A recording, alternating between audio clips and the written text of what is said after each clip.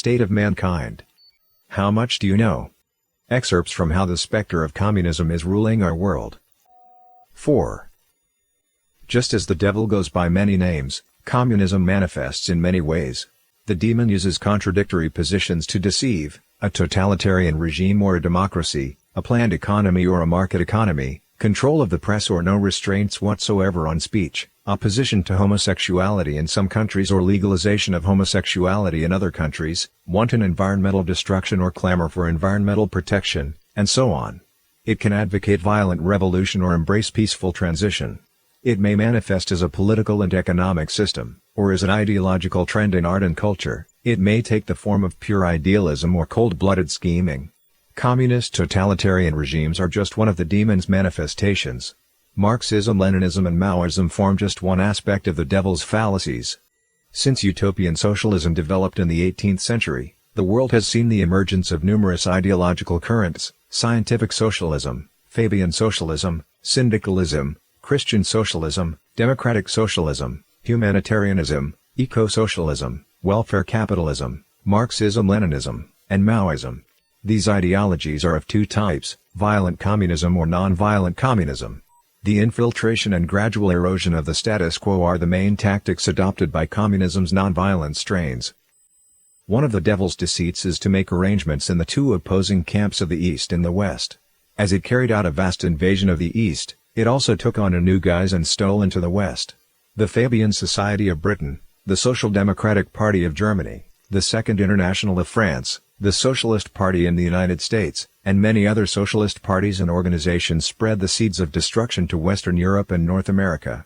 During the Cold War, the slaughter, concentration camps, and famines and purges in the Soviet Union and China made some Westerners count themselves lucky that they still lived in luxury and freedom.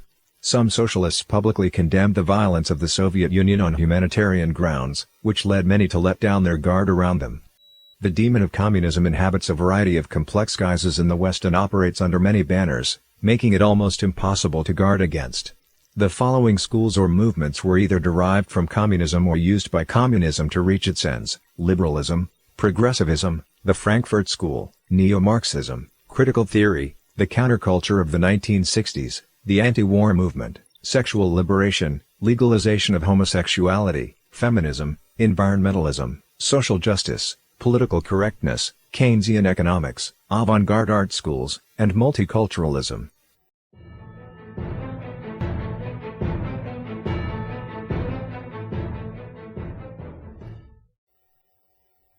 In the West, many look at socialism and communism separately, which provides fertile ground for socialism to flourish. In fact, according to Marxist-Leninist theory, socialism is simply communism's preliminary stage. In 1875, in Critique of the Gotha Program, Marx put forward the idea that there is an initial phase of communism, followed by an advanced phase. Compelled by changes in the international situation at the time, Friedrich Engels in his later years also proposed democratic socialism, in which votes were used to obtain political power. Democratic socialism was adopted by Social Democratic Party leaders and theorists of the Second International and led to the left-wing parties in many capitalist countries around the world today. Lenin set down clear definitions of socialism and communism. He considered socialism to be the preliminary phase of communism, and communism to be developed on the basis of socialism. Thus, it is clear that socialism has always been part of Marxism and the international communist movement. The public ownership and planned economy of socialism is part of the initial preparation for communism. Presently, while branches of socialism or left-wing doctrines popular in the West seem superficially unrelated to communism, they're simply communism's non-violent forms. Instead of violent revolution, votes are used to gain power in the West. Instead of outright public ownership, high taxation in Western countries serves the same role. Instead of a state-planned economy, Western social welfare systems are used to eat away at capitalism. Left-wing parties in Western countries consider social security and welfare systems to be an important aspect of realizing socialism. When condemning the crimes of communism, the violence and slaughter should not be the only focus. One should be able to see the dangers that socialism itself brings. Communism in its non-violent forms has deceived and bewildered people's minds, under the guise of various branches of socialism. To understand communism, one has no choice but to recognize its preliminary phase, because communism develops from that preliminary phase onward, instead of maturing overnight. Just as a living being does, it grows up gradually. Some socialist or welfare states in the West today use the idea of the Commonwealth to sacrifice individual freedoms. Citizens in these countries retain certain political freedoms because the brand of socialism there has yet to be well developed. But socialism is not a static concept. Socialist countries set equality of outcome as the primary goal, and thus, they are bound to deprive people of their freedom. Inevitably, socialism undergoes a transition to communism, with people continually being stripped of their individual freedoms. If a free country turned into a totalitarian regime overnight, the drastic contrast between propaganda and reality would leave most people shocked. Many would rebel, or at least passively resist. This would lead to high costs for totalitarian rule, and the regime would likely need to commit mass slaughter to eliminate the resistance. This is one of the main reasons that both the Soviet Union and the People's Republic of China have engaged in the mass killing of their own citizens during peacetime. Unlike totalitarian regimes, socialism in democratic states slowly eats away at people's freedoms through legislation, like the metaphor of the boiling frog.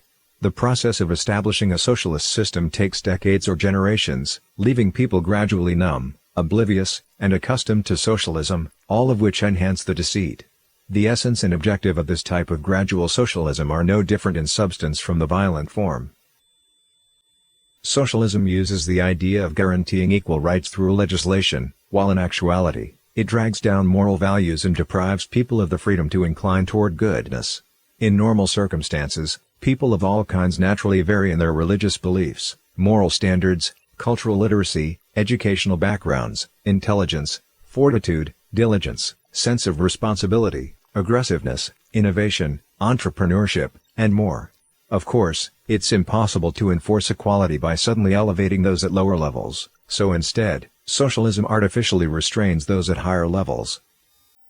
Especially in terms of moral values, the socialism of the West uses pretexts like anti-discrimination, value neutrality, or political correctness to attack basic moral discernment. This is equivalent to an attempt to eliminate morality as such. This has come along with the legalization and normalization of all manner of anti-theist and profane speech, sexual perversions, demonic art, pornography, gambling, and drug use. The result is a kind of reverse discrimination against those who believe in God and aspire to moral elevation, with the goal of marginalizing and eventually getting rid of them.